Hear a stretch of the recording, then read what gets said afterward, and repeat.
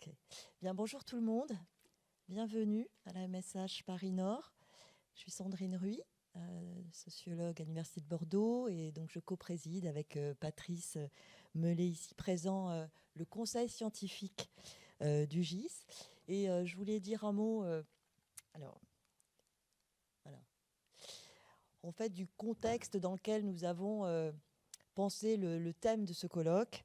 Alors nous étions les 26 et 27 juin 2024 à Tours, donc avec l'ensemble du conseil scientifique que vous avez, dont vous avez les noms à l'écran, ainsi que les responsables d'Axe du GIS Démocratie et Participation.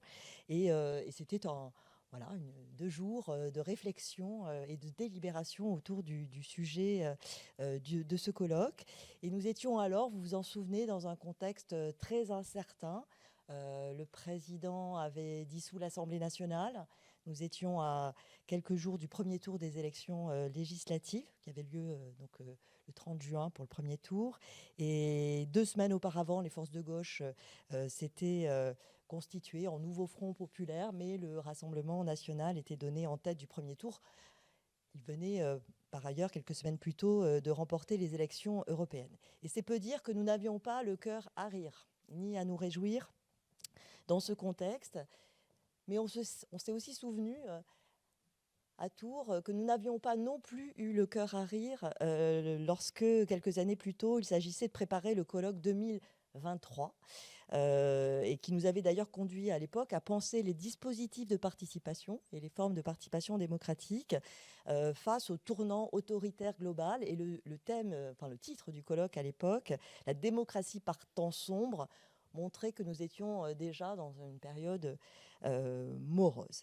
Et au fond, il faut remonter au congrès de 2017 pour se souvenir d'une période, si ce n'est enchantée, mais qui était quand même plus remplie d'énergie positive, puisque le thème alors avait porté sur le foisonnement d'expérimentations démocratiques venues de la société civile, venues des mouvements sociaux. Et on avait eu 2 jours de colloques extrêmement vivants et pleins non seulement d'énergie, mais aussi de perspectives tout à fait réjouissantes. En juin 2024, nous n'avions pas le cœur à rire, et c'est plutôt l'anxiété qui dominait, mais aussi une forme de désarroi pour nous qui travaillons sur les questions de participation démocratique, certains de très longue date, sur des formes à la fois institutionnelles et non institutionnelles. Et au fond, on avait un peu le sentiment, et on se le disait comme ça, tout ça pour ça. 30 ans de démocratie participative et délibérative pour en arriver là. Et donc, il y avait cette forme d'interrogation. Et en plus, en juin 2024, nous n'avions pas encore tout vu. Trump n'avait pas été réélu. On était là loin de voir ce à quoi on a assisté depuis, c'est-à-dire des alliés tonitruants aux côtés de ce président américain, qui d'ailleurs nous était apparu hier comme des geeks sympathiques et créatifs, et qui tout d'un coup devenaient les chantres à la fois du virilisme, de la tronçonneuse budgétaire, du climato-sceptisme et d'une liberté d'expression qui a bon dos. Donc en juin 2024, au fond, le sujet s'est imposé face à un contexte à la fois de déraillement de la démocratie, mais aussi de dérèglement politique, comme il en est du dérèglement climatique. Le parallèle que fait d'ailleurs Hugo Micheron.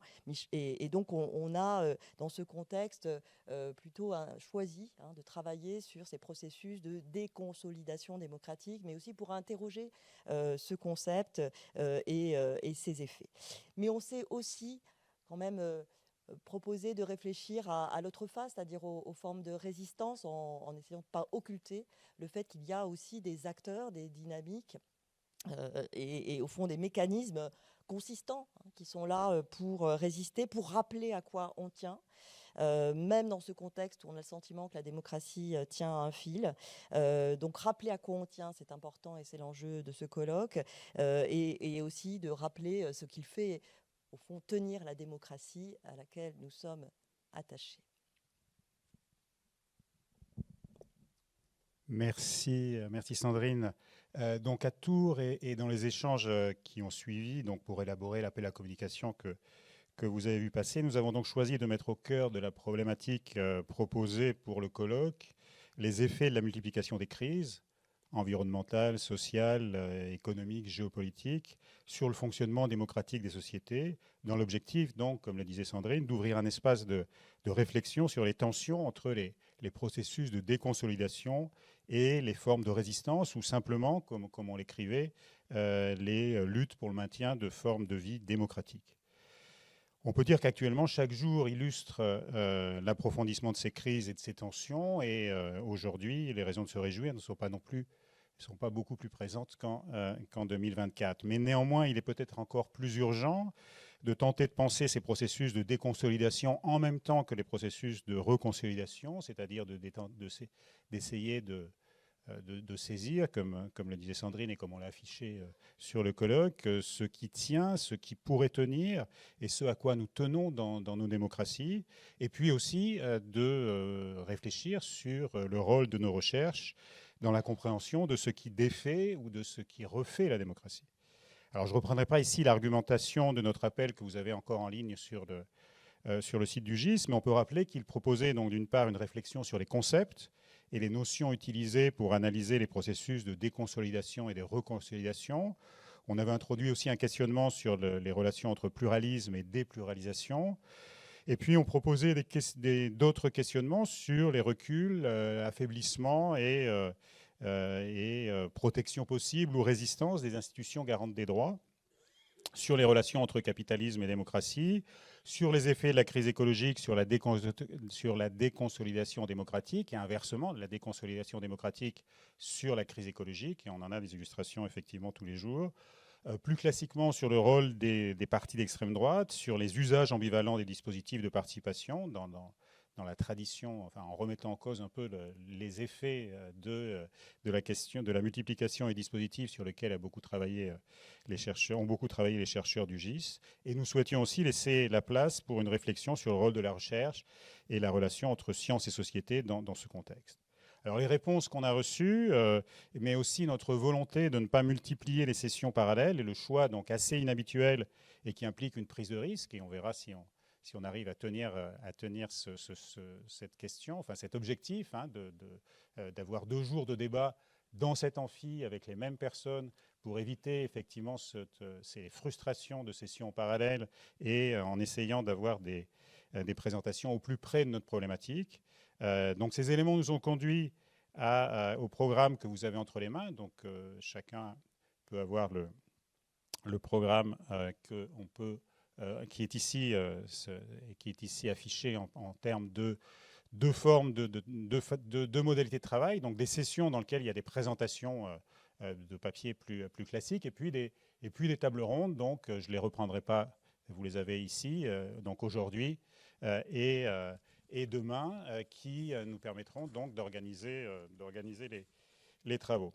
Donc avant de passer la parole à Alice Mazot et Julien Talpin qui assument ensemble la direction du GIS pour l'ouverture officielle du colloque, il me reste seulement à saluer et à remercier Carole Marché, donc artiste plasticienne qui nous a proposé une création originale qu'on reprend ici et sur les différentes formes de communication sur le colloque pour donc son installation et son interprétation de cette tension entre déconsolidation et mise en débat la démocratie. Alors on a une discussion pour savoir si cette représentation est trop optimiste ou pas, mais on verra par la suite. Donc la direction du GIS. Merci Patrice. Bonjour à toutes et à tous. Bienvenue. Avec Julien, on est ravis de vous accueillir pour cette nouvelle session du colloque du GIS, dans un contexte qui a été rappelé par Sandrine et Patrice, qui effectivement est sans doute moins réjouissant que celui des années précédentes. Néanmoins, on va quand même essayer de réfléchir ensemble et de réfléchir ensemble à comment tenir et comment faire tenir la démocratie. En fait, là, nous, notre rôle, il est assez simple. Il consiste à remercier celles et ceux qui ont œuvré à la constitution du programme et donc au conseil scientifique sous la direction de Sandrine et Patrice. Remercier celles qui ont permis l'organisation matérielle de ce colloque, et je pense notamment à Irem Alput et Tukshe Okey qui œuvrent comme ça pour que tout se déroule bien. Vous annoncer comment ça va se dérouler. Ça va être extrêmement compliqué. Tout a lieu dans cet auditorium. Donc vous ne pouvez pas vous perdre. Pour les intervenantes et intervenantes, la pause, il y aura les pauses de café, vous avez vu, elles sont devant. Pour les intervenantes et intervenantes, il y a un repas, un déjeuner qui se fait à l'étage. Et pour celles et ceux qui se sont inscrits pour participer au cocktail, c'est aussi à l'étage. Et donc, évidemment, c'est extrêmement facile sur le plan matériel. Et donc ça, c'est l'élément d'organisation du colloque. Et peut-être vous dire à quel point c'est quand même un moment à la rituel pour le GIS, rituel à la fois pour retrouver celles et ceux avec lesquels on a le plaisir d'échanger et de collaborer presque au quotidien dans l'activité des différents axes du GIS, mais aussi d'échanger avec des collègues qu'on a l'occasion de rencontrer ou d'approfondir des échanges à l'occasion de ces colloques où en fait on a toujours des personnalités finalement avec lesquelles on a moins l'habitude de dialoguer, et c'est toujours aussi une opportunité. Donc je laisse peut-être à Julien si tu veux dire quelques mots complémentaires. Bonjour à tous et toutes. J'arrive un peu en retard, désolé. Problème de train et de métro. Ravi de vous retrouver en tout cas pour ce colloque.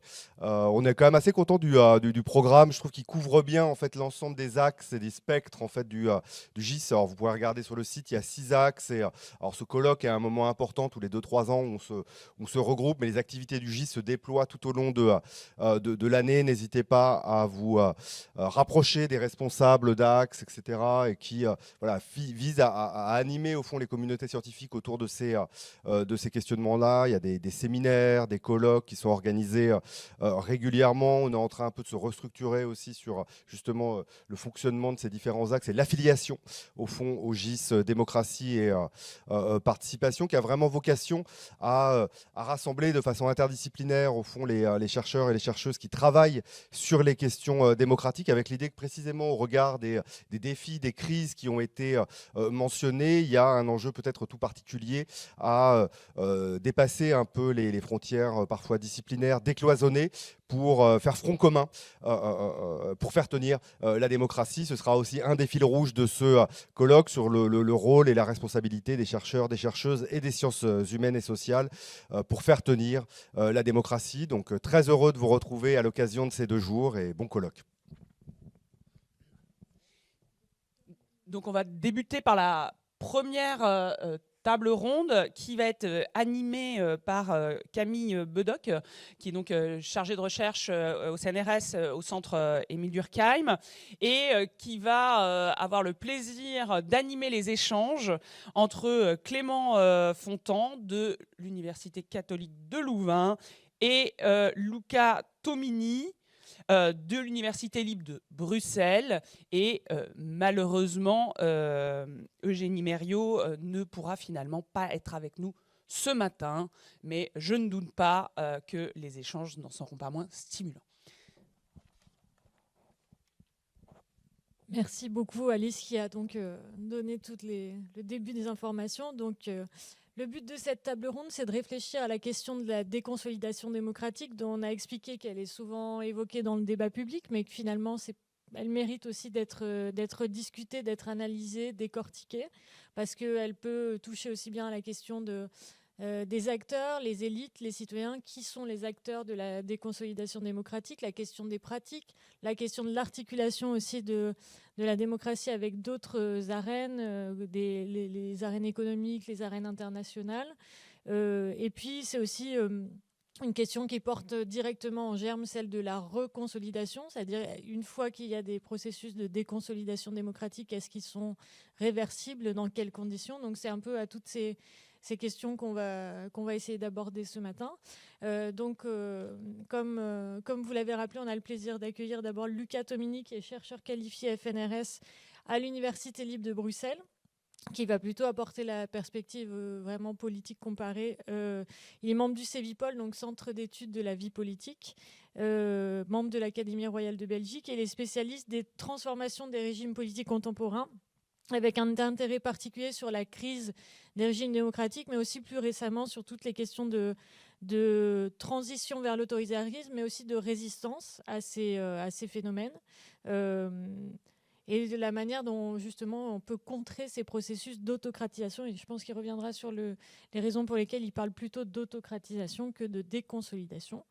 Et donc, pour citer quelques-uns de ses travaux, il a par exemple coordonné un livre qui s'appelle The Routledge Handbook on Autocratization, et je ne vais pas citer tous ses travaux qui sont nombreux, mais voilà, il a beaucoup travaillé notamment sur le cas de l'Europe centrale, maintenant aussi sur beaucoup d'autres cas, et sur la question vraiment de ces phénomènes de diffusion, de processus d'autocratisation.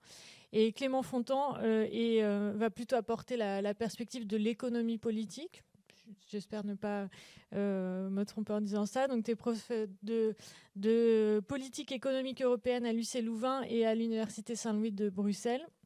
Et là, tu as écrit plutôt, toi, des contributions sur l'économie politique, les études européennes, les questions d'éthique financière, les questions des conséquences des crises financières, avec notamment plusieurs travaux qui portent sur les questions des banques centrales, la Banque centrale européenne, la Bank of England, et toute la question aussi de l'intégration de ces processus dans l'Union européenne.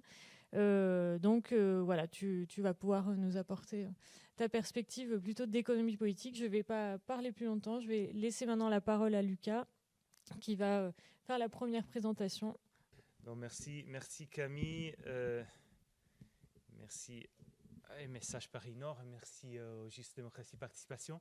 Donc, c'est un grand plaisir pour moi d'être là. J'espère que vous m'entendez. Oui. Je vais déplacer encore un petit peu le micro. C'est mieux parce que c'est le voilà. Donc, on va parler de concepts, on va parler de consolidation, réconsolidation et autocratisation dans une première partie. Et dans une deuxième partie, l'idée, c'est de vous donner vraiment un aperçu général. Donc, je trouve que c'est bien pour commencer le colloque aussi, d'avoir vraiment un regard plutôt général sur ce qui se passe de façon comparative aussi. Au niveau des transformations politiques, transition autoritaire. Mais tout d'abord, voilà, je vous dis clairement, moi, ce que je vais essayer, c'est d'apporter un point de vue un peu nuancé sur la question de la consolidation et réconsolidation. On va voir de quoi exactement on parle quand on parle de consolidation démocratique. Alors, pour commencer, donc, clairement, vous vous rappelez, le concept de consolidation démocratique, ça vient d'un débat qui commence il y a 10 ans, même plus en fait. Il y avait une période dans laquelle on parlait beaucoup, suite à un article de Foa et Munk, on parlait beaucoup de consolidation, déconsolidation démocratique au niveau des pays des démocraties stables, des démocraties consolidées. Alors ça, c'était dans un contexte très spécifique, donc la campagne électorale de Donald Trump, et c'était une des raisons pour lesquelles l'article ici que je cite avait eu un grand succès, disons, parce que voilà, l'idée des auteurs, c'était de dire il faut faire attention à ce qui se passe dans les démocraties consolidées, parce qu'il y a des phénomènes en cours qui nous indiquent en fait la fragilité de certains pays occidentaux, comme les États-Unis ou les pays d'Europe occidentale. Il faisait à l'époque une référence très claire aux travaux sur la consolidation démocratique suite aux transitions démocratiques. C'était les anciens travaux qui avaient étudié la troisième vague de démocratisation en Europe du Sud, en Amérique latine, et qui essayaient de donner un sens en fait aux transformations politiques et de montrer comment il y avait des étapes qu'on pouvait empiriquement étudier après la transition démocratique. Donc, certains auteurs comme Schmitter, Schedler, Morlino parlaient d'une étape de consolidation démocratique suite à la sortie de l'autoritarisme, suite à la transition, l'installation des nouvelles institutions politiques. Donc, ils parlaient d'une phase de consolidation. Alors, Foa et Munk, en fait, nous expliquaient que, voilà, selon eux, il y avait 3 critères pour définir, pour mesurer aussi la consolidation démocratique, dont la baisse du système populaire à la démocratie, donc au niveau des citoyens, l'érosion de l'acceptation des règles démocratiques, donc la montée un peu des valeurs illibérales, la critique radicale à la démocratie, et la montée des partis et mouvements anti-système. Alors, à l'époque, c'était justement 2016, l'époque voilà, du Brexit, de Donald Trump, donc c'était clair, le contexte était assez favorable à ce type de discours. Ceci dit, il y a des critiques en fait, il y a des difficultés dans cette conceptualisation de consolidation comme concept clé pour comprendre les transformations autoritaires en cours dans les démocraties consolidées. Alors le premier, c'est un problème assez clair. La difficulté en fait de se mettre d'accord sur ce qu'on entend par consolidation. Donc en gros, comment mesurer cette consolidation démocratique?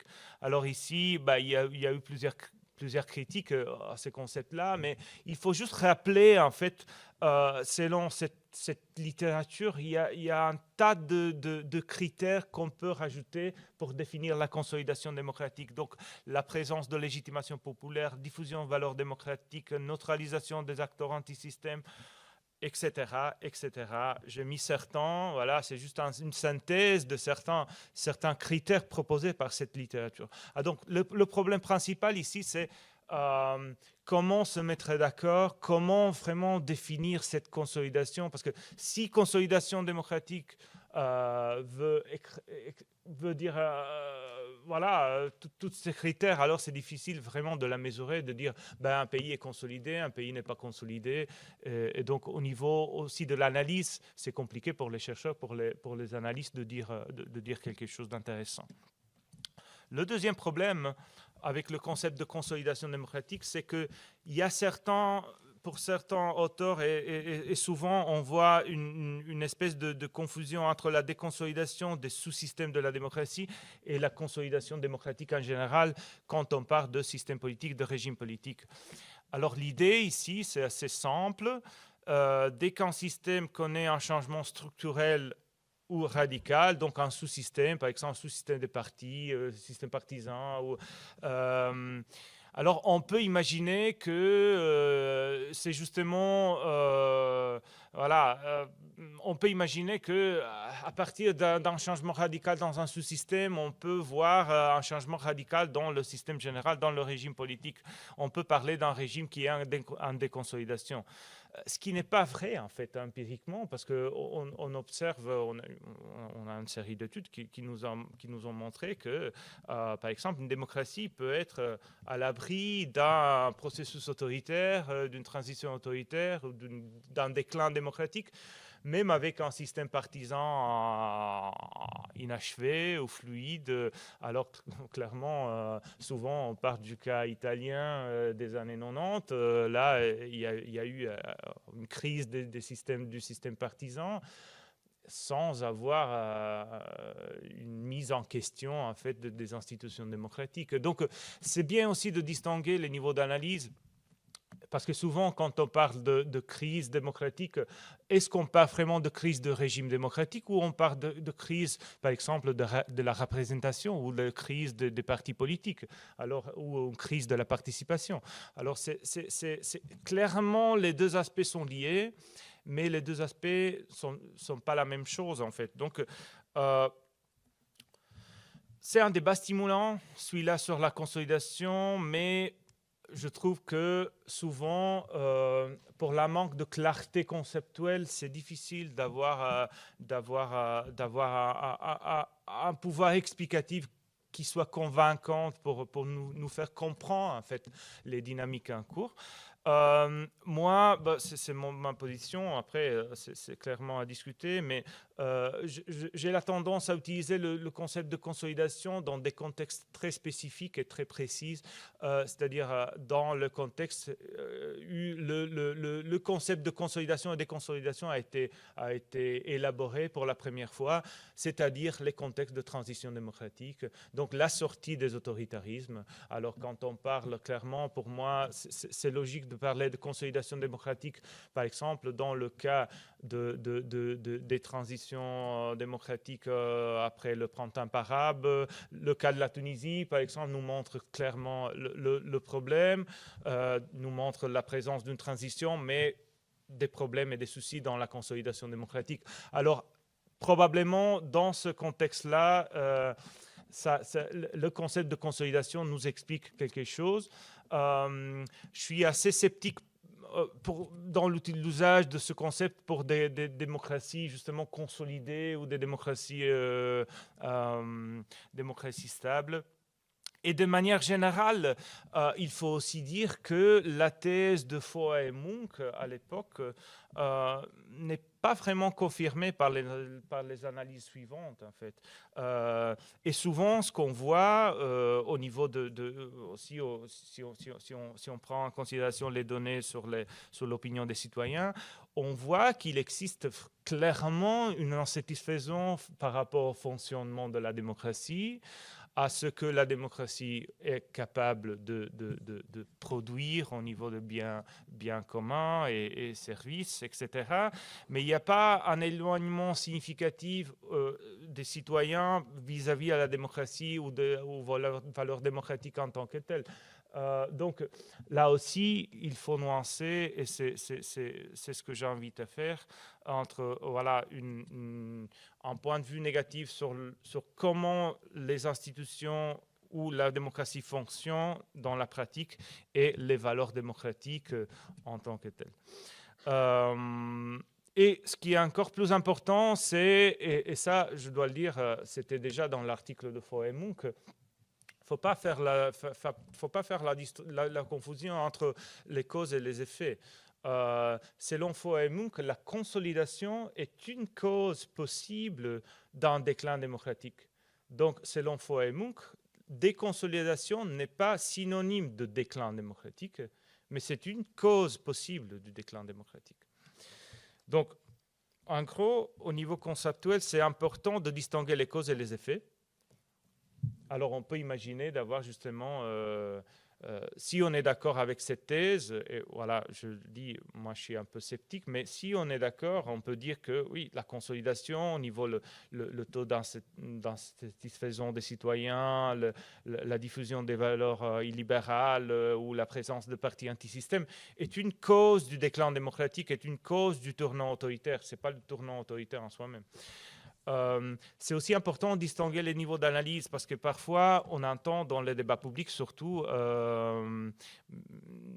une confusion aussi entre les niveaux. Donc on parle par exemple de la montée de l'influence de puissances autoritaires, la Chine, le rôle de la Chine économique, voilà, comme synonyme d'une vague autoritaire. Alors c'est pas exactement la même chose. Donc on est dans un niveau plus international, des relations internationales. Et quand on parle justement de l'érosion démocratique, on est dans un niveau à niveau national, on parle des structures de l'État, de structures des régimes politiques.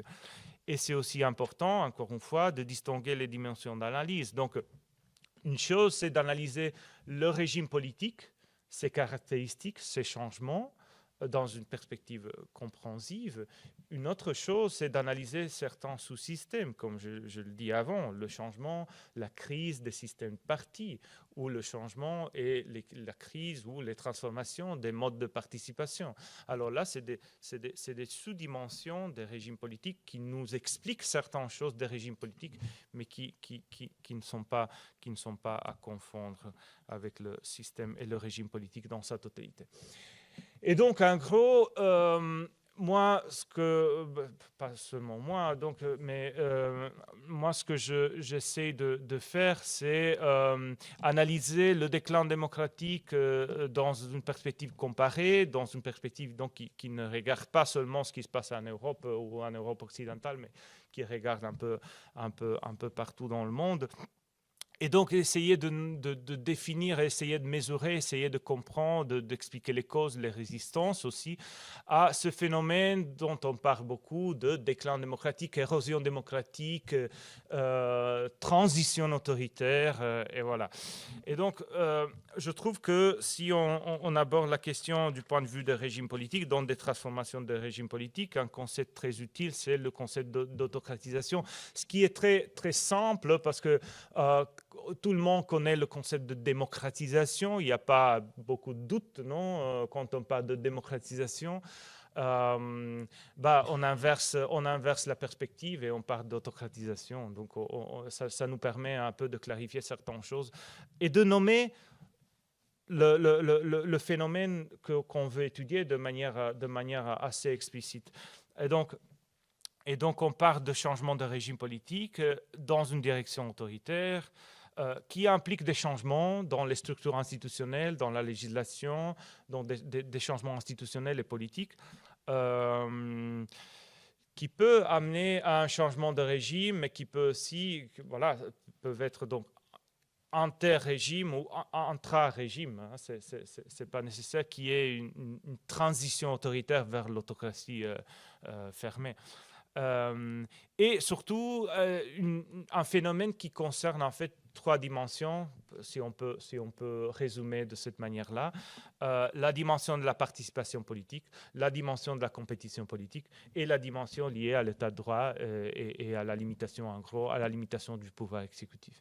Donc, état de droit, donc limitation du pouvoir exécutif, on parle de limitation du pouvoir exécutif du point de vue vertical, donc la protection des droits des citoyens, des minorités, etc. Et la limitation du pouvoir dans une perspective horizontale, donc interinstitutionnelle, donc le rôle du pouvoir judiciaire, le rôle du pouvoir législatif. Et donc, on aborde ces 3 dimensions. Et le concept d'autocratisation, comme le concept parallèle de démocratisation, est assez large pour comprendre différents phénomènes en même temps. Donc, souvent, on entend dans la presse ou dans le débat académique le concept de democratic backsliding, surtout dans la presse, hein, dans le débat anglophone. Aux États-Unis, hein, maintenant aussi avec Trump, on parle tout le temps de democratic backsliding. Alors, democratic backsliding, donc c'est un sous-type d'autocratisation, mais democratic breakdown, dans la transition autoritaire, c'est un autre type d'autocratisation qui concerne vraiment le changement de régime démocratique vers un régime autoritaire. Mais il y a aussi des phénomènes de consolidation, donc de renforcement plutôt autoritaire qui ont lieu dans des régimes qui sont déjà autoritaires. Hein. Clairement, le cas de la Russie, le cas de la Chine montre qu'il y a des régimes qui sont déjà autoritaires, qui deviennent encore plus autoritaires, fermés, répressifs, etc. Donc, clairement, il y a des différences. La Chine n'est pas les États-Unis, la Russie n'est pas le Venezuela ou la France, mais il y a des tendances. Et le concept d'autocratisation, comme le concept de démocratisation, nous force à imaginer et à comprendre des phénomènes qui ont quand même la même direction de changement. Vers des régimes plus fermés, plus répressifs, plus autoritaires. J'ai parlé de causes et des modalités.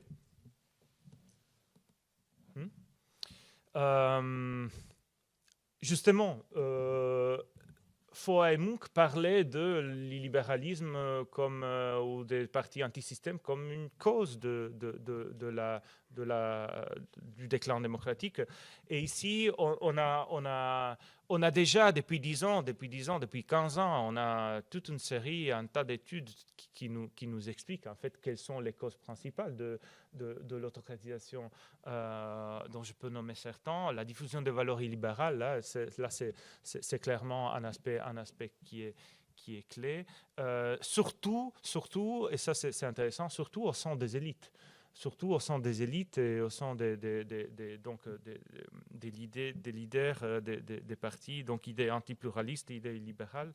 La présence de crise économique, donc ça c'est un facteur et un élément classique, un débat classique dans la science politique, aussi dans la politique économique. Donc le lien entre développement économique, crise économique et stabilité des régimes démocratiques. Le rôle des inégalités socio-économiques qui sont croissantes un peu partout, aussi dans les démocraties consolidées, qui nous expliquent aussi certaines tendances autoritaires. Les valeurs non démocratiques des citoyens, la diffusion de certaines valeurs non démocratiques aussi au niveau des citoyens, la polarisation, les différents types de polarisation politique. Et je pourrais continuer justement.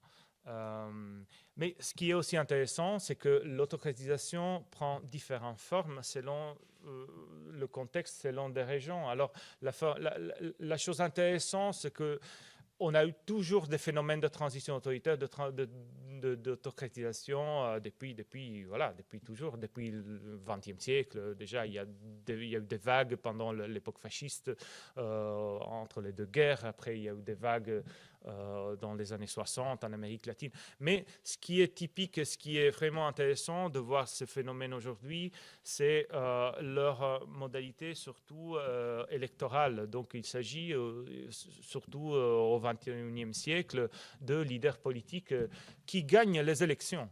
Qui remportent les élections des partis politiques qui sont très populaires. Alors ça, c'est quelque chose que, malheureusement, il faut tout le temps se rappeler que Viktor Orban a remporté les élections en 2010 avec un soutien énorme dans la société hongroise. Donald Trump a remporté des élections libres il y a un an.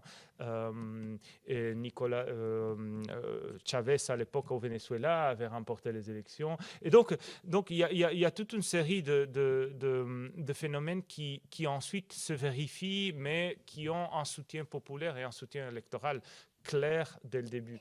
Ça ne veut dire pas que ces leaders sont légitimés à démanteler la démocratie, mais ça veut dire qu'il y a des raisons profondes en fait à la base de certaines transitions, de certains phénomènes autoritaires. Donc ça c'est la chose typique, parce que dans l'histoire on a eu aussi beaucoup de coups d'État. On a encore aujourd'hui le coup d'État militaire, où on a aussi auto-golpés en Amérique latine, souvent. Mais aujourd'hui, le phénomène qu'on voit, le phénomène d'autocratisation, se vérifie surtout pour la voie électorale. À travers la voie électorale, la destruction progressive des mécanismes de limitation de pouvoir une fois ces leaders au pouvoir. C'est pas le cas unique. Je parlais de l'Hongrie et les États-Unis. On a aussi des phénomènes d'autocratisation qui se vérifient à travers la capture de l'État par des conglomérats. Et ça, c'est le cas, par exemple, en Amérique latine. Ça, c'est le cas dans certains pays d'Europe orientale. Des conglomérats politico-économiques criminels, donc qui jouent un rôle. Donc voilà. Au niveau des tendances globales, je vais aborder finalement une partie de la présentation qui présente certaines données. Alors, il s'agit de données agrégées, il s'agit justement de données très vastes, comparatives. Donc, on n'a pas le temps d'entrer dans le détail. Je suis désolé, mais je pense que souvent c'est utile d'avoir une perspective large. Après, on aura tout le temps aujourd'hui pour aller dans le débat dans chaque. Donc, justement, si on prend des données agrégées sur les régimes politiques, on voit clairement qu'il y a une crise, en fait, Bon, on en parle depuis longtemps, on en parle depuis au moins 10 ans de crise démocratique. Il y a un déclin global des index. Si on prend par exemple celui-là, il s'agit d'un index de démocratie de Videm, un institut de recherche qui produit des index sur les régimes politiques. Donc c'est un index de démocratie électorale qui prend en compte en fait les dimensions bases de la démocratie électorale à la Robert Dahl, un peu comme conceptualisation. Et donc on voit clairement que l'époque contemporaine est marquée par la croissance des phénomènes d'autocratisation. Les phénomènes de démocratisation restent stables, parce qu'il ne faut pas non plus avoir un point de vue trop négatif. La démocratie n'est pas en train de s'effondrer complètement. Il y a des cas très positifs de démocratisation un peu partout dans le monde. On pourra citer des exemples, mais ce qui est marquant, c'est que face à une stabilité des phénomènes de démocratisation, il y a une croissance des phénomènes d'autocratisation, ce qui explique en fait le déclin et aussi la narration, les discours sur le déclin de la démocratie un peu partout. Ce qui est aussi intéressant, c'est si on regarde ces index, on voit clairement qu'il y a des phases. Aujourd'hui, on est dans la 3e phase, mais on a eu une phase dans laquelle il y a eu un ralentissement des phénomènes, la célèbre 3e vague de démocratisation des années 70, 80 et 90, qui s'achève justement dans les années 90. et on voit un ralentissement des progrès de la démocratie dans le monde. Et au tournant du siècle, disons à partir de 2010 plus ou moins, on voit clairement l'émergence d'un déclin démocratique qui aujourd'hui semble s'accélérer depuis quelques années. Ce qui est d'un côté voilà, très préoccupant aussi. Au niveau, si ensuite on essaie d'analyser le phénomène en faisant une distinction entre les régimes politiques, alors ça c'est aussi utile pour savoir quels sont les régimes politiques les plus affectés par ce type de transformation. Là, on peut, bien évidemment, vous savez bien, on peut distinguer les régimes politiques. Il y a plein de critères. Hein, il y a plein de critères. Et il y a des critères qui concernent les institutions, le type d'institution, le type d'élite au pouvoir. Mais juste pour les données que j'ai utilisées, que je vous montre, on peut imaginer d'avoir 4 catégories de régimes politiques sur la base c'est une des catégorisations possibles, sur la base des critères que j'ai mentionnés avant, désolé, dans la participation, la compétition et les mécanismes de limitation de pouvoir.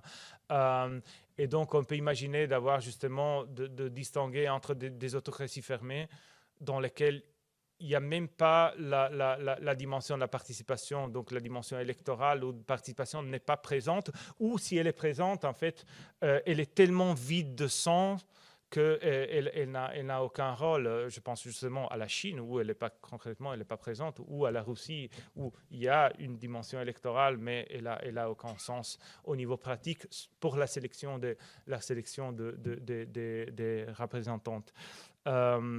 Des autocraties électorales dans lesquelles il y a une dimension électorale, mais il n'y a pas, donc il y a une dimension de participation, mais il n'y a pas une dimension de participation, de compétition. Donc ça veut dire que concrètement l'opposition n'a aucune possibilité, aucune chance de remporter les élections. Des démocraties électorales dans lesquelles il y a des élections libres et des élections correctes, mais donc il y a la dimension de compétition, mais on n'a pas un état de droit qui soit forte et capable de garantir les citoyens et de limiter le pouvoir, et des démocraties libérales où cette dimension est présente. Alors clairement, ce n'est pas des absolus, donc il y a des degrés. Hein. Une fois que les élections, on établit que les élections sont libres et correctes, ça ne veut pas dire que tout va bien. Ou s'il y a l'état des droits, ça ne veut pas dire que effectivement le pouvoir est limité. Donc voilà, justement, la démocratie libérale n'est pas la démocratie parfaite. Hein. Il y a plein de nuances qu'on peut faire, mais c'est l'accent sur la présence ou l'absence et le degré de mise en place de certaines mesures de justement limitation de pouvoir, garantie constitutionnelle, etc. Et donc, si on divise en fait l'analyse par régime politique, on voit clairement qu'il y a une croissance. Et ça, c'est le phénomène incroyablement clair de la période post-guerre froide. C'est la montée de l'hybridation, en fait. C'est la montée du phénomène d'hybridation, donc de la présence de toute une zone grise de régimes politiques qui peuvent être justement définis comme démocratie électorale ou autoritarisme électoral, qui émergent en fait les démocraties électorales en fait émergent souvent des transitions après la guerre froide ou de l'échec des transitions après la guerre froide, et des démocraties, des autoritarismes électoraux qui émergent en fait de la transformation de plusieurs autoritarismes fermés après la fin de la guerre froide. Je pense notamment au régime politique en Afrique subsaharienne, qui, aux années 90, en fait, il y a une série de transformations avec l'introduction d'une dimension électorale de compétition. Donc, l'hybridation, en fait, est un phénomène assez clair. L'expansion de cette zone grise, en fait, entre démocratie et autoritarisme, ce qui est assez évident. Donc, il y a, et ça c'est pour la période, disons, années 90, années 2000. Je trouve que c'est aussi intéressant de voir ce qui se passe maintenant parce que je pense que il y a une tendance à penser qu'on est tout le temps dans la même ligne d'évolution, dans la même période. Et par contre, il y a certaines choses qui ont changé depuis une dizaine d'années. Et donc, cette vague d'autocratisation, d'un côté, justement, nous fait penser que certaines tendances sont préoccupantes parce qu'on voit aujourd'hui, surtout depuis, vous les voyez aussi dans les deux images, on voit en fait des régimes qui sont de plus en plus fermés. Si certains régimes à l'époque, dans les années 90 ou les années 2000, voulait encore montrer une façade démocratique des régimes autoritaires. Et je pense notamment à l'idée que c'était vraiment consolidé à l'époque des années 90, Fukuyama, l'idée de la fin de l'histoire, et donc qui, dans un sens, avait une conséquence pour l'image et la légitimation de certains régimes autoritaires qui avaient besoin de se légitimer à travers une façade démocratique. Et ça explique aussi la montée des régimes hybrides, justement. Alors la question que je pose maintenant, c'est est-ce que ces régimes-là ont encore besoin de se légitimer de cette manière-là, vu la crise la crise qui est à la fois économique, politique, des démocraties consolidées, le rôle des démocraties consolidées, le rôle économique, politique, international dans le monde. Donc, à mon avis, c'est pas ma thèse, mais il y a de moins en moins nécessité pour des leaders autoritaires, pour des régimes autoritaires, de se légitimer de façon démocratique. Et ça, on le voit. On le voit parce qu'on voit que la dimension électorale devient de moins en moins importante. On le voit dans les élections un peu en Russie, au Venezuela, dans plusieurs pays, en Turquie, où la dimension électorale, la compétition politique devient de plus en plus difficile. C'est comme si, justement, certains leaders pensent qu'il n'y a plus besoin en fait, de montrer qu'il y a même une dimension électorale. Et donc, d'un côté, il y a une tendance assez négative c'est de dire que les régimes en voie d'autocratisation deviennent de plus en plus autoritaires. Et donc, on ne s'arrête pas à la mise en place de certaines institutions avec une façade démocratique, mais on va bien au-delà de ça. Au niveau de la répression, au niveau des droits, au niveau de la disons, destruction de la compétition politique, de l'opposition, etc. De l'autre côté, et c'est peut-être encore à voir et encore confirmer, on pourrait imaginer qu'on est peut-être dans un plateau, parce que, effectivement, et ça on le voit dans les données, les régimes qui s'autocratisent le plus aujourd'hui sont déjà autoritaires, en fait. Donc, à part des exceptions, il y a un durcissement, ce que je dis avant, et un durcissement qui concerne de plus en plus des régimes qui sont déjà autoritaires. Donc, d'un côté, c'est comme si l'ensemble des régimes affectés par le phénomène d'autocratisation se réduit un petit peu, mais le phénomène s'adoucit un peu. Donc, on peut faire une distinction entre, vous voyez, les phénomènes d'autocratisation, les phénomènes, disons, les nouvelles autocratisations et les anciennes ou les autocratisations, les processus d'autocratisation en cours. Et on peut faire cette distinction et dire peut-être il y a une tendance assez récente. On a moins de diffusion de phénomènes d'autocratisation à des nouveaux cas, à des nouveaux pays, mais dans les pays où le phénomène est déjà en cours, on voit la situation s'aggraver encore plus. Et peut-être ça, on le voit si on prend certains cas empiriques. Voilà, c'est peut-être un peu trop tôt, mais ce qui se passe aux États-Unis, c'est assez grave, je trouve, au niveau au niveau de ce genre, de la gravité de ce processus. Donc, c'est un peu ma thèse de dire qu'aujourd'hui, peut-être on est passé dans une étape suivante, dans une étape différente, dans l'étape où les régimes politiques, les pays disons, ce phénomène d'autocratisation se diffuse moins, mais il devient de plus en plus grave au niveau du degré de changement. Et bien entendu, il y a aussi des variations régionales. Alors, il y a des variations régionales parce que il y a des phénomènes justement de democratic backsliding en Europe, mais qui finalement, et alors ça c'est un peu, ça va dans une direction peut-être contraire au discours classique. Les phénomènes d'autocratisation en Europe concernent surtout des régimes qui étaient déjà faibles avant. Il y a clairement des symptômes de dégradation démocratique dans des démocraties consolidées, mais le vrai risque reste dans des démocraties qui sont faibles, qui sont plus récentes. Il y a des phénomènes différents en Afrique subsaharienne. En Amérique latine, on voit aussi des phénomènes surtout de polarisation, en Amérique latine et en Amérique du Nord, de polarisation et de diffusion d'un discours et des idées illibérales. Et là, c'est assez évident au nord et au sud. Des idées illibérales de gauche, d'extrême gauche et d'extrême droite. Parce qu'on voit Bukele et on voit Maduro dans le même... Donc, il y a quand même un discours à faire aussi là.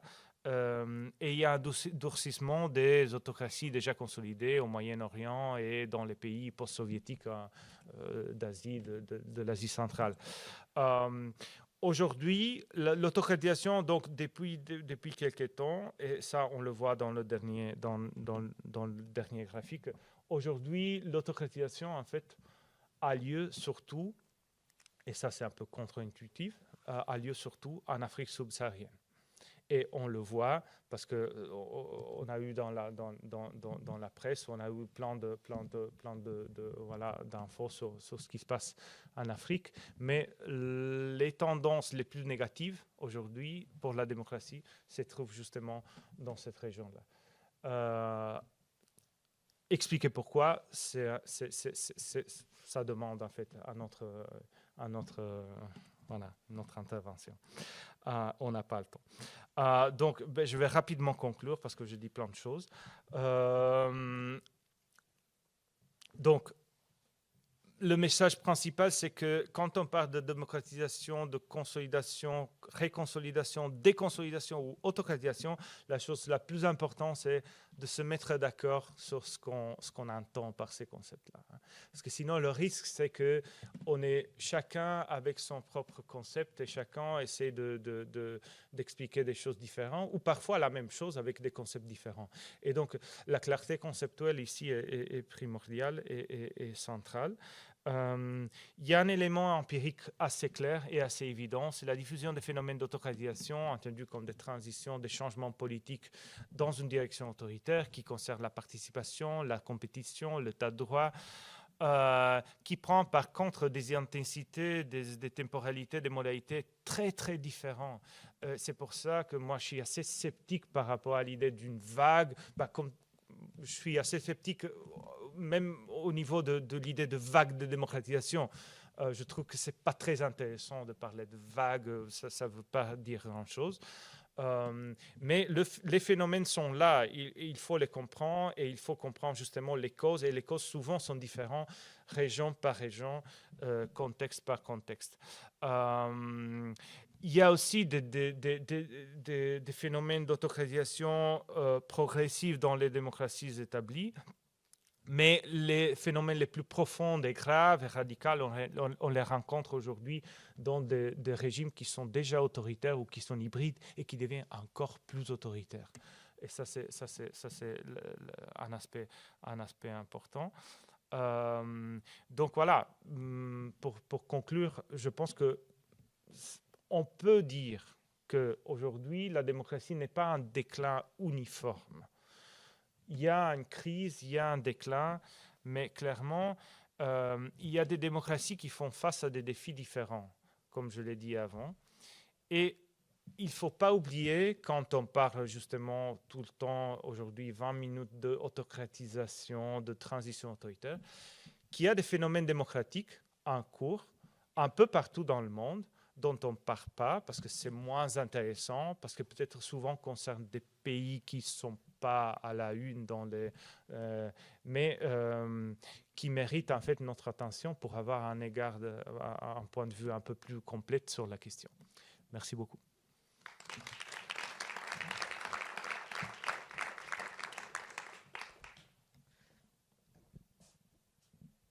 Merci beaucoup, Lucas, pour ce tour d'horizon qui, je pense, va avoir permis d'avoir clarifié beaucoup de choses et d'avoir donné plein de tendances. Donc, je vais passer la parole à Clément qui va nous donner plus la perspective du lien de ces questions avec l'enjeu économique. Donc, je vais lui passer la parole tout de suite. Et vous pouvez préparer vos questions. Je pense qu'il y en aura beaucoup et que je parlerai, moi, pas trop longtemps pour pouvoir que la salle réagisse. Voilà. Alors, merci beaucoup de l'invitation. Je dois vous dire qu'au départ, j'étais un peu sceptique sur ma capacité à vous dire quelque chose, parce que c'est les liens, vous allez voir, entre économie politique et les thèmes que vous abordez au sein de Vogis ne sont pas forcément évidents. À vrai dire, il y a 10 ans, ça aurait été beaucoup plus facile pour moi.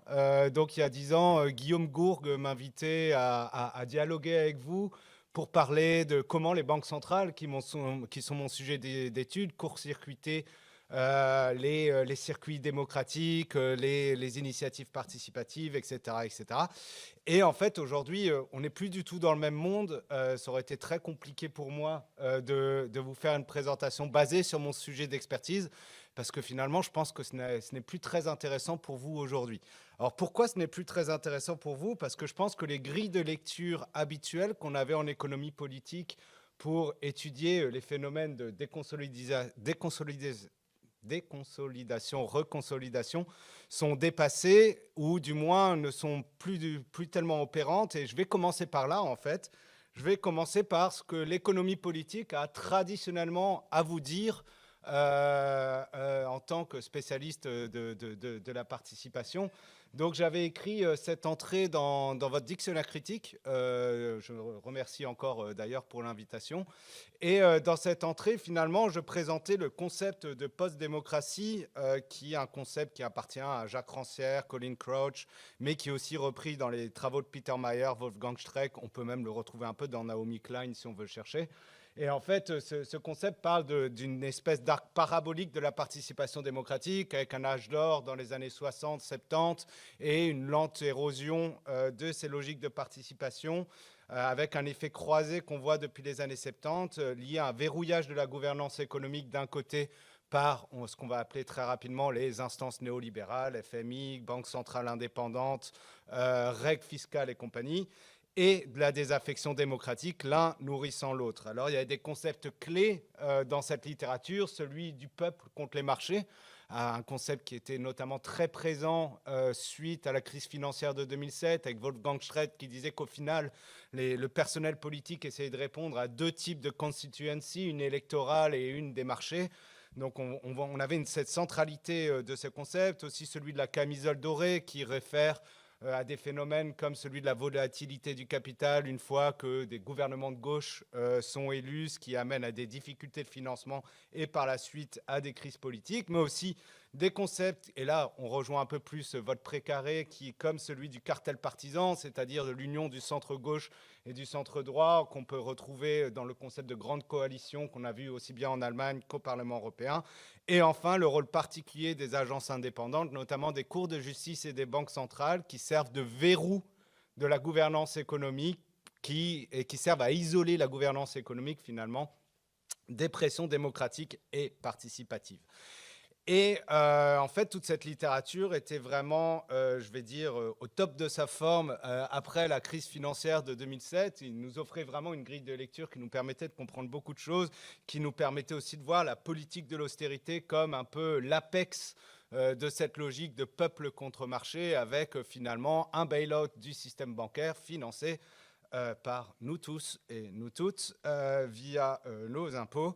Et donc, on avait quelque chose de vraiment opératoire et intéressant. Et en fait, il y avait 2-3 signes aussi qui nous montraient que tout n'allait peut-être pas si bien que ça, avec des dérapages récents, notamment celui de Streeck, mais aussi celui de Perry Anderson récemment. Donc, Perry Anderson, figure centrale, la New Left Review et de la gauche un peu marxiste, on va dire, avec une difficulté à expliquer l'extrême droite et des difficultés à expliquer l'extrême droite qui les mènent à dire qu'en fait, l'immigration était un cheval de Troie du capitalisme et qu'à la fin, c'est l'extrême droite qui gagne parce que les ouvriers sont déboussolés. Et donc ça, ces dérapages récents, ça nous mène à penser, est-ce que le concept de la post-démocratie, est-ce que l'économie politique a encore quelque chose à nous offrir comme grille de lecture pour comprendre le monde dans lequel on vit aujourd'hui? Et alors, à première vue, c'est pas évident. Pourquoi? Parce que, en fait, tout le monde de la post-démocratie, la grille de lecture de la post-démocratie ne fonctionne plus pour expliquer les phénomènes politiques principaux auxquels on fait face aujourd'hui, notamment celui de l'effritement du cartel partisan. Donc, une des thèses centrales de la post-démocratie, c'est que le centre-gauche et le centre-droit tiennent l'ensemble de l'appareil politique et les verrous et les leviers de la gouvernance économique. Bon, aujourd'hui, ceux et celles qui croient à ça doivent vivre dans un monde un peu bizarre. Donc on a un problème par rapport à un des postulats centrales du concept. On a aussi un problème qu'on n'a pas de facteur explicatif très fort pour expliquer la montée de l'extrême droite. C'est-à-dire qu'on a un peu, ça c'est ce qui était dit dans l'intervention avant, la thèse du désespoir économique qui suit les crises, etc. Mais en fait, quand on le teste, on voit qu'on a vraiment une explication limitée, enfin on a une portée explicative limitée. Et pour être tout à fait honnête, quand je lis des travaux plus en sociologie politique qui parlent plus sur l'érosion des normes, comme celui de Vicente Valentim, je suis un peu plus convaincu pour comprendre la montée de l'extrême droite qu'en lisant mes travaux de mon champ d'économie politique. Pareil, la radicalisation des partis conservateurs ou l'augmentation, la radicalisation des partis conservateurs comme facteur de succès de l'extrême droite, c'est une grille de lecture beaucoup plus opérante que celle de l'économie politique. Et enfin, on a des choses qui sont à contresens complet de ce qu'on a dans la littérature de la post-démocratie, notamment l'augmentation de la participation électorale via les succès de l'extrême droite, que ce soit en sa faveur ou en sa défaveur. En gros, on n'est plus dans un monde d'apathie politique avec un verrou de centre-gauche et de centre-droit.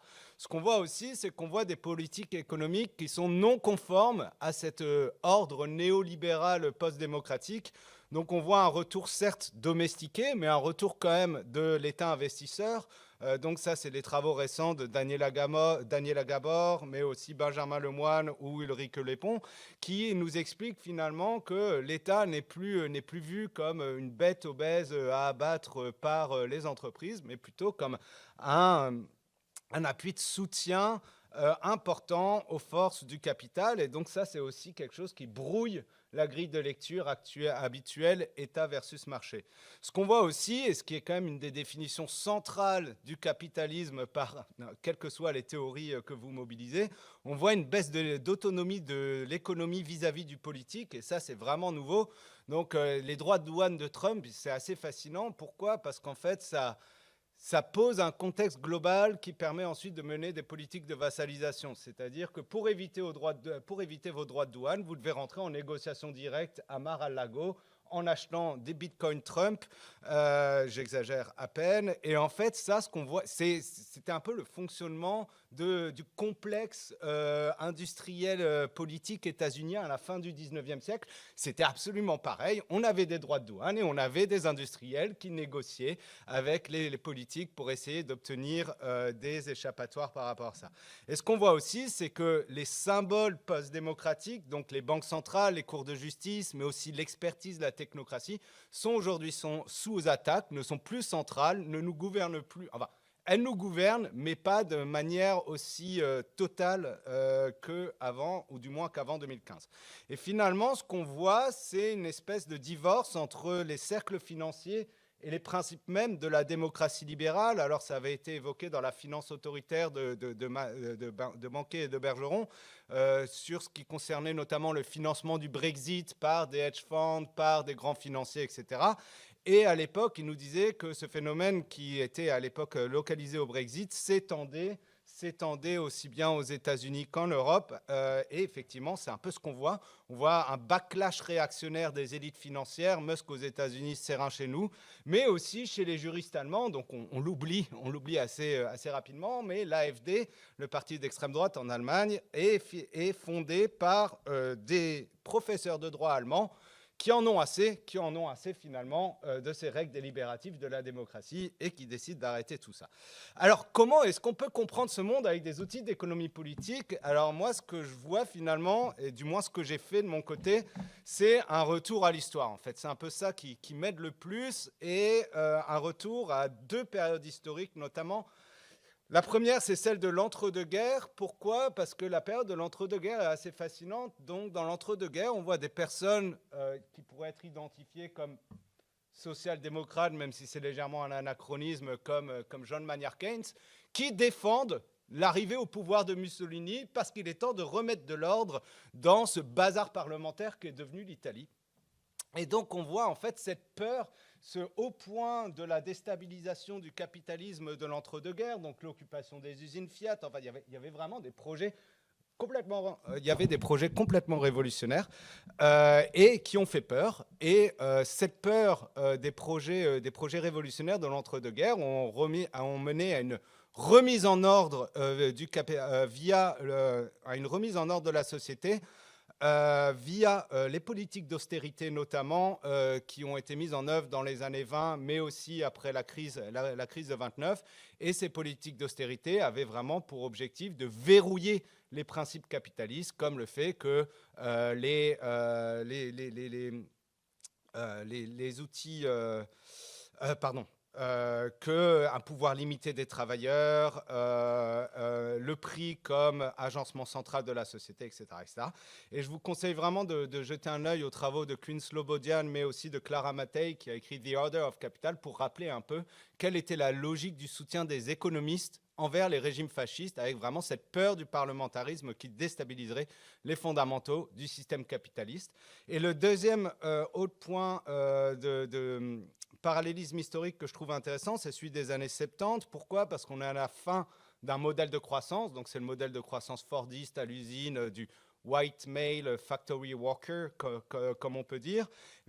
Donc, on est à la fin d'un modèle de croissance qui est lié aussi bien à ses limites en termes de productivité, mais aussi à ses limites écologiques. C'est-à-dire que la manière dont on a fait la grande accélération des années 50, dont on a pacifié le conflit entre capitalistes et travailleurs via les gains de productivité, eh ben, il a été permis du fait que l'énergie était très peu chère, et finalement ce modèle n'a jamais été viable, m'a offert cette espèce de parenthèse de 30 ans d'achat du conflit social en quelque sorte. Et là, j'ai l'impression que ce qu'on voit aujourd'hui, c'est assez similaire, c'est-à-dire qu'en fait, dans les années 70, on a vu un backlash face aux tentatives de stabilisation du modèle de croissance, notamment aux États-Unis. Il y avait des objectifs de faire une énergie propre, donc en gros couvrir les États-Unis de panneaux solaires afin de faire une énergie démocratique.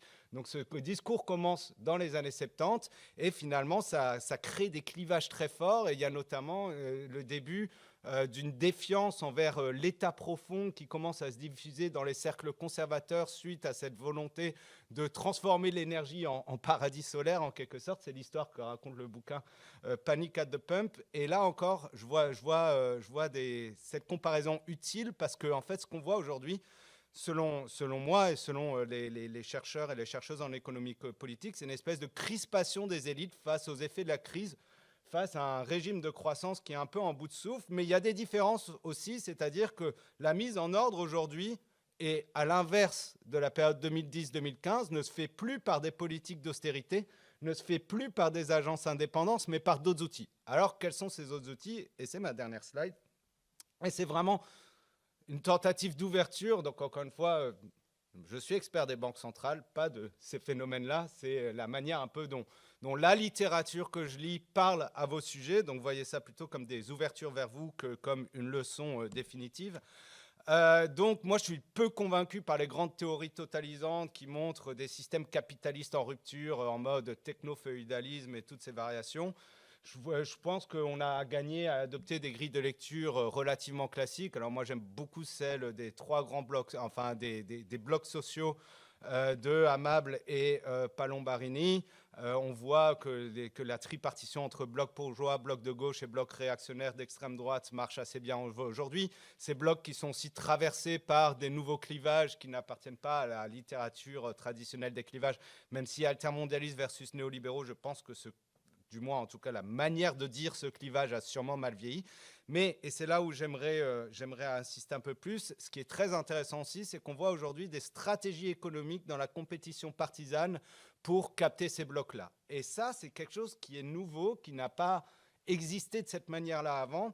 C'est-à-dire qu'il y a des concepts comme les folks économiques, le welfare chauvinisme, mais aussi éventuellement la volonté de faire une bulle économique pour construire un dispositif participatif. C'est-à-dire que comment est-ce qu'on remet les gens ensemble aux États-Unis, comment est-ce que Trump essaye d'unifier son électorat, essaie de donner des perspectives heureuses de croissance, etc. C'est via les gains boursiers liés à l'IA. Donc il y a une bulle financière qui se crée aujourd'hui et qui est aussi liée à un dispositif, à une stratégie électorale de Trump. Ce qui est aussi intéressant, c'est qu'on peut voir la manière dont les questions économiques commencent à exister dans les stratégies électorales d'extrême droite. Il y a eu quelque chose de très intéressant qui s'est passé aux Pays-Bas avec l'élection de Wilders il y a quelques années, où en fait toute sa campagne a été construite sur la notion du logement. Et en fait, on a une construction d'un espèce de chauvinisme, xénophobie, mais qui est basé sur un espèce de discours plus ou moins raisonnable en disant « mais on aimerait tous bien vivre dans une unité d'habitation décente ». Et ben, le problème, c'est aussi bien les réfugiés que les étudiants qui viennent d'autres pays et qui vous prennent vos appartements en centre-ville. Regardez les prix du logement à Amsterdam, etc., etc. Donc là, en fait, on a des thèmes qui sont très économiques, le prix du logement, qui sont travaillés d'une manière originelle et nouvelle par l'extrême droite. Et ça, je pense que c'est quelque chose à étudier. On a aussi une stratégie du bloc bourgeois qui porte sur un aspect économique et qui consiste à démoniser la gauche pour mieux s'allier avec les réactionnaires. Mais dans quel but ?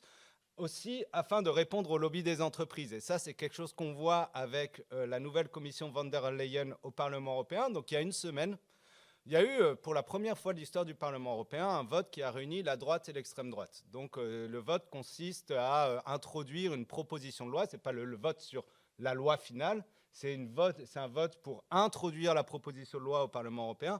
La proposition de loi, c'est quoi ? C'est la proposition de loi Omnibus qui consiste à détricoter les régulations environnementales que la commission von der Leyen 1 avait mises en œuvre il y a 3 ans. Et en fait, depuis 2021-2022, il y a un backlash très fort des entreprises envers ces normes environnementales. Donc moi, je l'ai vu percer via mes recherches depuis à peu près 2021-2022. Et de ce point de vue-là, l'élection de Trump, mais aussi les crispations dans l'ordre géoéconomique, on va dire, constituent une fenêtre d'opportunité en or pour ces entrepreneurs politiques qui peuvent utiliser ces thèmes-là à dire « Ah oui, mais il faut négocier avec des régimes autoritaires, c'est très difficile.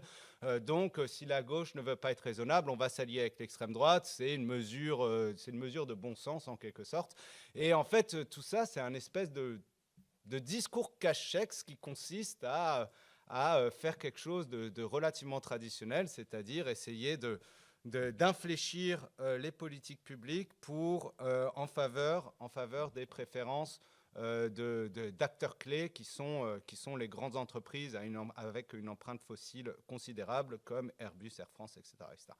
Et donc, je pense qu'on a un effet croisé de politiques relativement classiques qu'on peut comprendre avec des grilles de lecture classiques, mais qui se déguisent sous des nouveaux arguments de guerre géoéconomique, etc., mais aussi des stratégies relativement nouvelles qui consistent à mobiliser les thèmes économiques, notamment ceux liés à l'État-providence, avec un cadrage réactionnaire et nativiste de la part des partis d'extrême droite pour consolider leur bloc électoral et participatif. Voilà, je vous remercie.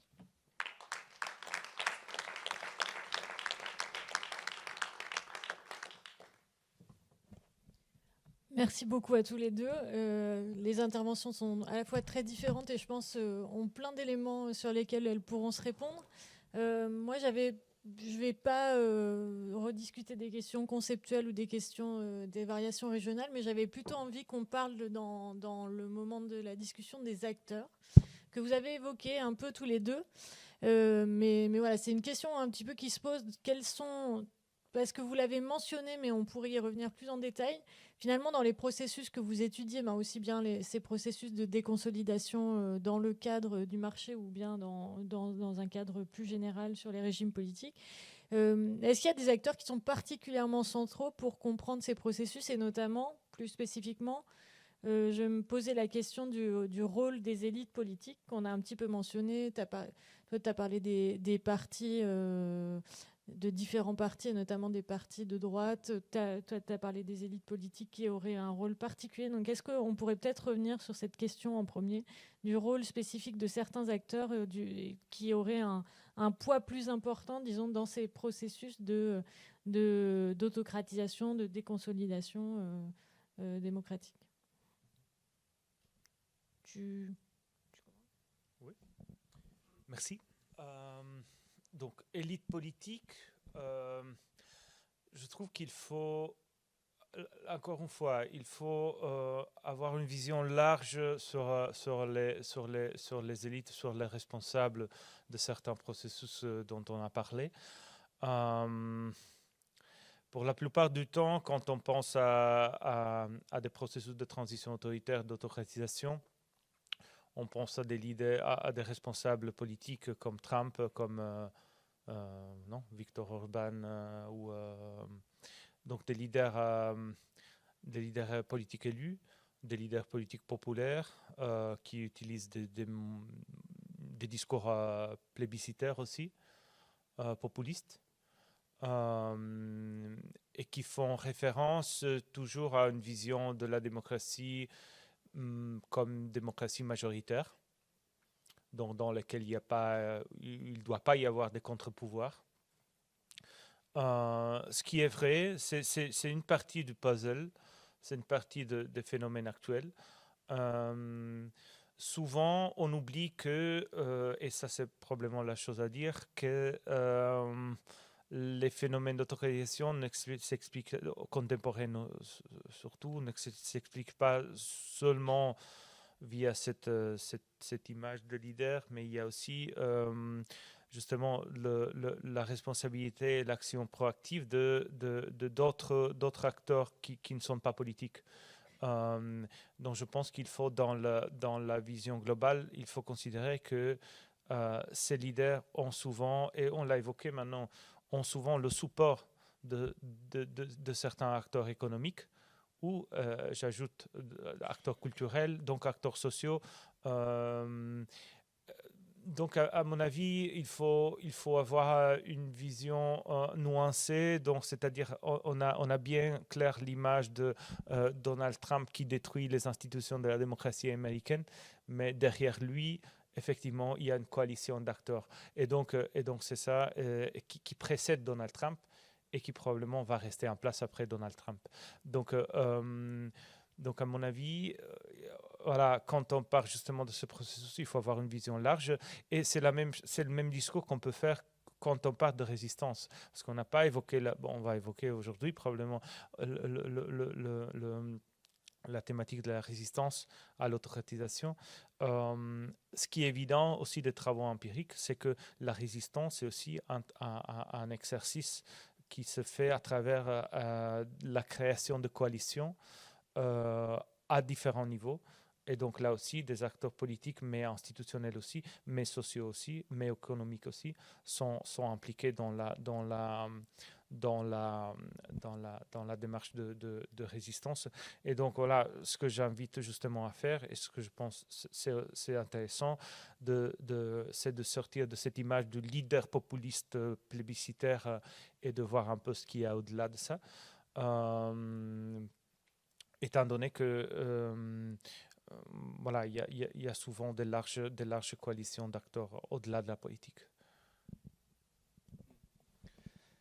Ouais, je vais rebondir là-dessus. Je pense que en fait, si on doit trouver les figures historiques qui ont créé qui ont participé à la création du mouvement auquel on fait face aujourd'hui, et je pense qu'il va être nécessaire de revenir dans cette période des années 90 et du début des années 2000. C'est du côté états-unien, c'est Knut Gershwin, mais du côté européen, c'est Pim Fortuyn. Et en fait, quand je repense à leurs histoires, quand je repense à leur stratégie électorale, je vois tellement de similitudes aujourd'hui. Et donc, je pense que ce qu'il faut se rappeler, en fait, c'est que c'est vraiment une guerre culturelle réactionnaire à la Gramsci, mais bon, du mauvais côté du balancier politique, qui a été entamée depuis la fin des années 90, début des années 2000 par les mouvements d'extrême droite qui récoltent leurs fruits aujourd'hui. Et donc, ce qui est assez intéressant, c'est que je pense qu'on est vraiment face à une stratégie de long terme qui se retrouve relativement gagnante aujourd'hui, qui se retrouve aussi relativement gagnante parce qu'ils ont construit leur lien avec le milieu économique depuis ces années-là.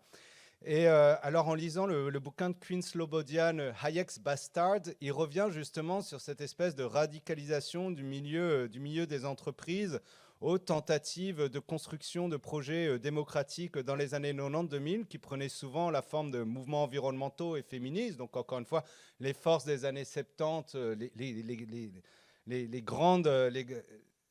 grands symboles des victoires culturelles des années 70 qui revenaient aussi en force dans les années 90-2000. Et il y avait vraiment une détestation de ces mouvements-là qui a toujours été là, mais qui n'était pas politiquement correct de dire à ce moment-là. Et en fait, je pense qu'on fait face à un ensemble d'acteurs qui ont toujours cru ce à quoi ils sont en train de dire, mais dont les conditions historiques, les conditions d'activisation du discours, la fenêtre Overton, ne leur permettaient pas de dire jusque-là. Et à partir du milieu des années 2010, cette fenêtre d'Overton a basculé. Et aujourd'hui, ils disent très fort ce qu'ils avaient envie de dire depuis longtemps. Et je pense que c'est de cette perspective-là qu'il faut voir les alignements des leaders GAFAM, mais pas que des... En fait, mais on peut voir aussi ça, encore une fois, dans les milieux économiques français, Bolloré, Serin, mais aussi allemand, Axel Singer, donc le directeur du groupe de presse, où il y a Bild, mais il y a aussi Politico maintenant. Enfin, je pense que c'est des stratégies de très long terme, d'influence politique, médiatique et culturelle, d'alliance entre le milieu politique et économique qui ont été débutées à la fin des années 90, début des années 2000, dont on a un peu, enfin moi du moins, que j'avais effacé de ma mémoire. Et je pense qu'il va être vraiment temps de revenir là-dessus aujourd'hui. Peut-être une question plus... bon, on a parlé du fait que c'était des phénomènes qui étaient diffusés dans un certain nombre de régions, mais aussi on essaye de faire une focale un peu plus française, puisque voilà, c'est aussi une question qu'on se pose, je pense, au GIS, vu que voilà, on est basé sur le territoire français. Est-ce qu'il n'y aurait pas plus en prenant une focale un petit peu plus resserrée sur l'Europe, des pays qui sont plus à risque, entre guillemets, de faire face à ces processus. Et moi, la question que je me pose aussi, notamment, c'est la question des institutions qu'on a évoquées un peu en filigrane. Tu as parlé juste à l'instant d'institutions majoritaires, mais on pourrait aussi penser à peut-être à d'autres institutions qui rendent ces processus plus probables ou moins probables, justement. Est-ce qu'il y aurait peut-être des éléments qu'on pourrait dire là-dessus, en focalisant notamment sur le cas européen et peut-être sur les vulnérabilités particulières éventuelles de la France? Oui, question compliquée, surtout vu qu'on est en France. Non, mais je pense que la chose qu'on peut dire, c'est que il faut pas chercher un seul élément. Il ne faut pas chercher une seule cause quand on parle de ce genre de phénomène. C'est-à-dire, il y a une combinaison de facteurs qui comptent. Ce n'est pas les institutions en soi qui posent un souci. Si on veut dire malgré tout quelque chose sur les institutions, ce qui est clair, moi je suis assez convaincu, malgré les nuances de tout ce que à l'époque disait Leipart, tu vois, sur les institutions consensuelles. Je crois qu'il y a une évidence, et à l'époque le discours était complètement différent, donc on n'avait pas cette dimension liée à la régression démocratique ou à la crise démocratique. Mais si on voit aussi dans les cas concrets, même dans les pays où il y a eu une montée de l'extrême droite très fort, et même dans les pays où l'extrême droite est arrivée au pouvoir, le résultat a été, entre guillemets, mitigé par l'existence de certaines institutions consensuelles. Et je parle notamment, voilà, le cas des Pays-Bas est assez clair. Donc il y a un risque, et justement, c'est pas une vision déterministe, c'est une vision probabiliste. Donc il y a un risque majeur dans le cas où on a cette dimension majoritaire dans les institutions. Et on l'a vu clairement aux États-Unis. Alors, des chercheurs, des chercheurs qui travaillaient sur les transitions démocratiques en Amérique latine dans les années 80 parlaient de ça aussi à l'époque. Ils parlaient les dangers du présidentialisme. Alors, je ne dis pas que le présidentialisme est un danger en soi, mais en combinaison avec d'autres facteurs, à l'époque en Amérique latine, on parlait justement de la présence d'un État faible, d'inégalités croissantes, d'un présidentialisme avec peu de pouvoir limite, de contre-pouvoir pour limiter le pouvoir du président. Et donc c'était Juan Linz, par exemple, parmi les gens qui mettaient qui faisaient ce discours-là et qui mettait en évidence les risques. Donc il y a clairement, quand il y a cette dimension majoritaire, et il y a aussi une polarisation dans la société, dans la politique, le risque, une partie de la société prend le pouvoir et ensuite il n'y a pas de limite pour l'exercice de ces pouvoirs, est effectivement plus présent dans des démocraties avec un cadre institutionnel de ce type-là. Par rapport à des démocraties comme justement, j'ai évoqué le cas des Pays-Bas, où il y a des coalitions, où il y a des systèmes électoraux proportionnels. Donc, encore une fois, je mitige. Je ne veux pas dire qu'en soi, la présence d'institutions présidentielles constitue un risque, mais c'est quand même quelque chose qui va rajouter ensemble avec d'autres choses qui représente en fait un facteur de risque. Alors, les regards de l'étranger, alors je dis 70 et 80, mais j'ai fait ma thèse de doctorat dans ce haut lieu de l'islamo-gauchisme qui est Sciences Po Grenoble, et je suis aussi passé par le CERAPS, donc voilà, je suis français, mais c'est vrai que ça fait quelque temps que mon parcours professionnel fait que je vois la France depuis l'étranger, et depuis 2018 de la Belgique, et je pense que, alors sans vouloir donner de leçons définitives, moi, ce que je vois depuis la Belgique, en fait, et ce qui ne me paraissait pas évident et naturel quand j'étais en France, c'est qu'en fait, je pense qu'un danger et une spécificité française, peut-être par rapport aux autres, c'est que ça fait maintenant longtemps que l'extrême droite s'est enracinée comme force politique majeure, et du moins, du point de vue de Belgique francophone, c'est assez notable, et moi, je le vois aussi dans mes classes d'étudiants, c'est-à-dire que j'ai des étudiants français, mais j'ai aussi des étudiants belges, italiens, etc., etc., et en fait, les étudiants qui viennent de pays où les forces politiques d'extrême droite sont enracinées depuis beaucoup plus longtemps ne comprennent plus mon focus dans mes cours sur l'extrême droite. En fait, en quoi, pourquoi, monsieur, vous êtes obsédé? Oui, un peu. Mais en tout cas, il y a quelque chose qui se joue là où on a vraiment une normalisation de cette force politique, et on peut aussi le voir en Belgique francophone via Georges-Louis Boucher. Donc, on a notre petit Nicolas Sarkozy du pauvre, qui 15 ans après, qui est en train de faire ses armes en Belgique. Et en fait, je revois devant mes yeux les étapes de radicalisation de la droite à partir de 2005. C'est vraiment frappant. C'est vraiment frappant. Donc, on voit... on commence à faire venir dans notre parti alors il y avait un parti d'extrême droite en Belgique, ils en ont trouvé 2 survivants, ils sont arrivés à les intégrer au sein du parti. Ensuite, on continue par faire des attaques contre les agences indépendantes, on diabolise les partenaires de gauche, alors que la Belgique est quand même dans une logique de gouvernement par consensus et par coalition qui est quand même habituellement très forte. Et donc, en fait, je vois tout ça venir aujourd'hui, et je me dis, ah ouais, mais en France, ça faisait quand même 15 ans que c'est arrivé. Et donc, en fait, je pense que là, il y a une force de l'histoire, il y a des sentiers de dépendance qui sont créés, notamment au niveau de la normalisation, et je pense que ça, c'est un danger spécifique à la France, où ça fait longtemps maintenant qu'on entend des paroles normalisées de l'extrême droite faire des attaques contre des institutions comme la Cour de justice, etc., etc. Et ça, je pense que c'est une spécificité française. La deuxième spécificité française, et ça, je ne vais pas parler longtemps, c'est lié évidemment à la Ve République et au fait qu'aujourd'hui, on se retrouve avec un pouvoir qui a une... En fait, il y a une espèce d'effet inverse entre le taux de frustration et de détestation du politique dans les enquêtes de valeurs et la réduction de la majorité électorale des gouvernements en place. Et cet écart ne fait que s'agrandir chaque jour. À chaque nouveau gouvernement, l'assise électorale est plus faible. Et les taux de frustration envers la démocratie augmentent. Et ça, c'est très spécifique à la France, je pense, qui est lié à sa structure de pouvoir. Et c'est aussi enraciné dans la culture politique avec des difficultés pour les partis à avoir des cultures de compromis qui leur permettent de gouverner au-delà de leur majorité électorale naturelle. Je vais juste rebondir sur un aspect à propos de l'enracinement de l'extrême droite.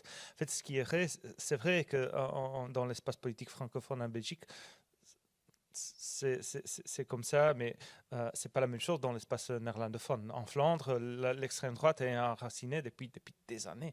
Et c'est la même chose aux Pays-Bas, et c'est la même chose en Autriche, et c'est la même chose en Italie. L'extrême droite a été dédiabolisée, parce qu'on parle beaucoup de diabolisation de l'extrême droite en France. L'extrême droite en Italie a été dédiabolisée en 1993. Quand Silvio Berlusconi, à l'époque, il avait donné son soutien pour la mairie de Rome à un candidat qui venait de partis fascistes, en fait, post-fascistes. Donc, c'est encore depuis longtemps. Et ce qui fait justement probablement la différence, c'est que dans certains pays, il y a cette cage, cet système institutionnel, et encore une fois, qui empêche justement Et encore une fois, on paye pour ça. Il y a quelque chose à payer. Ce n'est pas gratuit d'avoir un système consensuel, d'avoir un système très complexe. Le système constitutionnel belge est conçu pour une politique consensuelle qui prend énormément de temps, qui n'est pas du tout efficace et finalement qui crée d'énormes frustrations. Le système institutionnel italien, qui est là depuis la Deuxième Guerre mondiale, a été conçu de manière explicite pour éviter chaque type de concentration de pouvoir et pour éviter la répétition de l'expérience fasciste.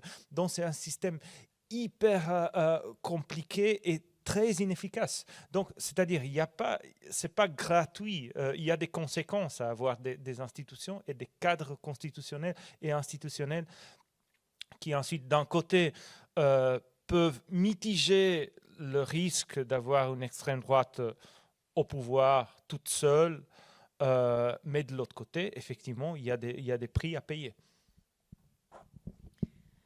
Et pour quand même poursuivre sur quelque chose d'un petit peu plus positif peut-être, justement parce que le sentiment d'impuissance est quand même quelque chose de très fort, je crois, qui traverse énormément d'entre nous. Enfin, c'est des discussions qu'on a de manière très récurrente, en tout cas moi avec un certain nombre de collègues, sur que faire, en sachant pas forcément. Et donc justement plutôt sur les stratégies de résistance. Je sais notamment que toi, Lucas, tu as travaillé récemment sur la question des stratégies de résistance qui sont plus ou moins susceptibles justement de fonctionner. Voilà. Est-ce qu'il y a des acteurs, des stratégies qui ont quand même, ou encore une fois des acteurs, tu viens de parler des institutions, des phénomènes qui permettent d'enrayer plus efficacement que d'autres ces processus-là, et qu'est-ce qu'on pourrait en dire? Oui, question super intéressante et extrêmement complexe. Et aussi, il faut dire que quand on parle justement de résistance, il faut se méfier par rapport à des réponses trop faciles, parce que on ne sait pas. La réalité, c'est que on commence à étudier le phénomène et on commence à comprendre quelles sont effectivement les stratégies qui peuvent marcher. Mais on ne sait pas encore. On ne peut pas dire avec une confiance face à Donald Trump, il faut faire ça, il faut faire ça, il faut faire ça. Voilà. ça marche pas comme ça. Ce qu'on peut dire, c'est que il faut donc, ce qui est évident aussi, qui ressort de certaines études, c'est que une dimension importante est la compréhension de ce qui se passe. La compréhension de ce qui se passe au niveau et du risque, donc l'évaluation du risque et la mise en place de certaines mesures et de certaines actions face à une compréhension de l'action du leader autoritaire et donc une compréhension et une analyse de la situation est la première chose.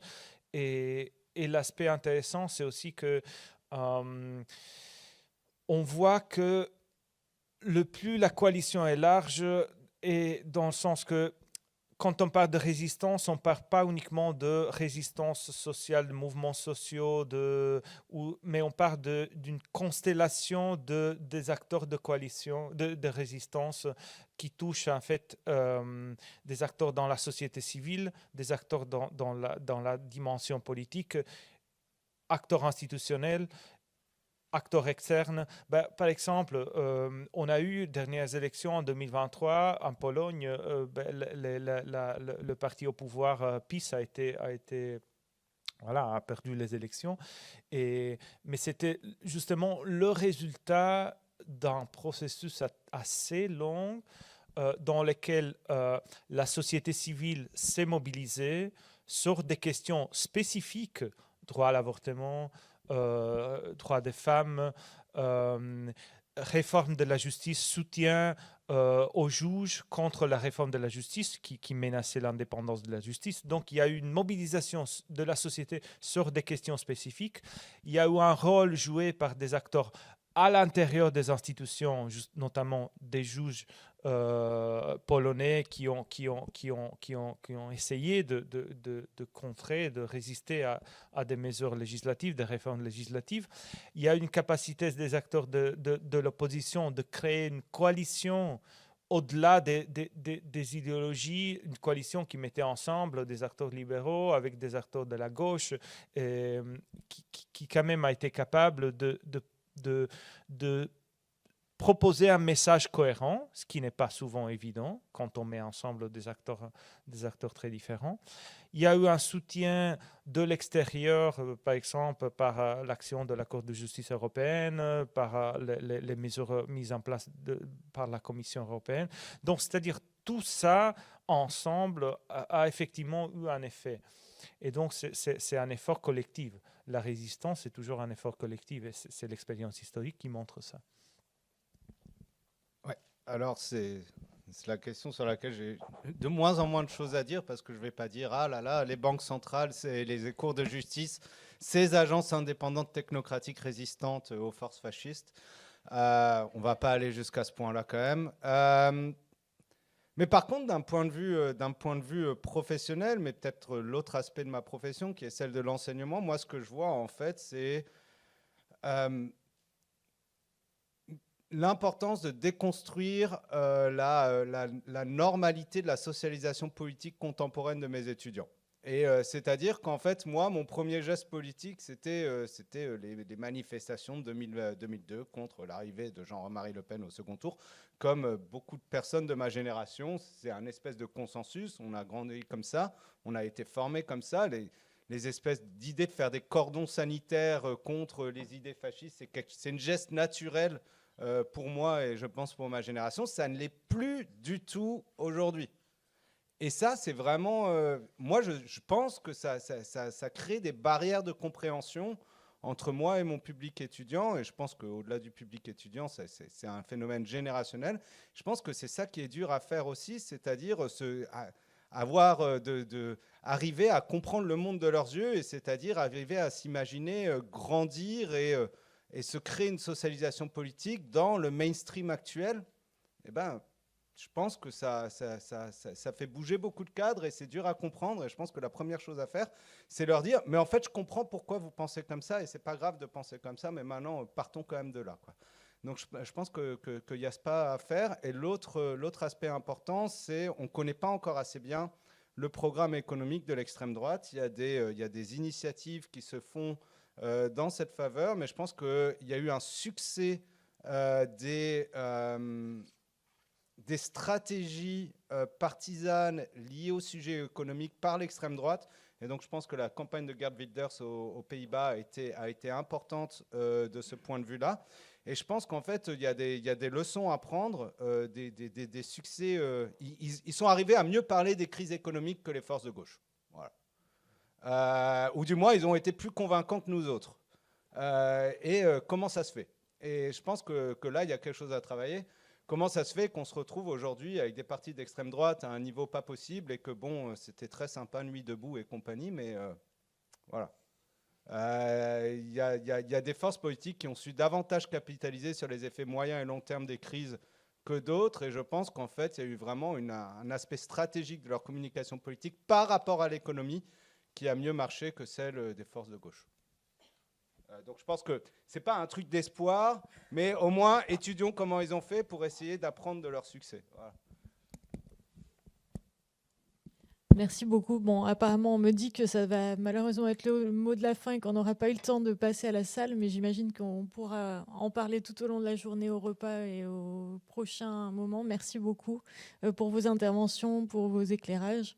Et voilà, encore bravo.